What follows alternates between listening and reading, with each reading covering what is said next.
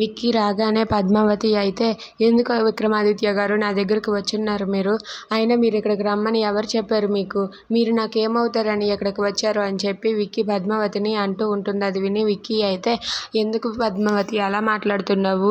నువ్వు నాతో పాటు ఇప్పుడు రా మన ఇంటికి అని చెప్పి అంటూ ఉంటాడు. దాంతో పద్మావతి అయితే, నేను రాను, నేను మీకేమవుతానని మీ దగ్గరకు రావాలి, అస్సలు వచ్చే పరిస్థితే లేదు అని చెప్పి అంటూ ఉంటుంది. దాంతో పద్మావతి అయితే, లేదు మీరు ఇక్కడికి వస్తే నాకు అస్సలు ఇష్టం లేదు, ఇక్కడి నుండి వెళ్ళిపోండి, నేనైతే మాత్రం మీతో రాను అని చెప్పి అంటుంది. దాంతో విక్కీ అయితే, ఏంటి పద్మావతి ఎందుకు అలా మాట్లాడుతున్నావు అని చెప్పి అంటాడు.